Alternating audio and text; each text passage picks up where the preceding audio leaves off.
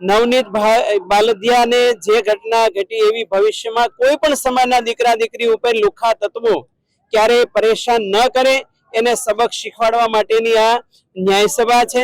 અને ગીતામાં કૃષ્ણે કીધું છે કે હણે અને હણવામાં પાપ નથી, તો આ પણ કાનૂન આપણા દેશનો પ્રાચીન સમયનો ચાલે છે।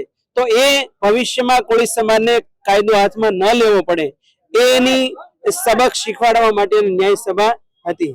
હજુ મારી માંગ છે મૂળ જયરાજ જ છે એવું નથી, બરોબર।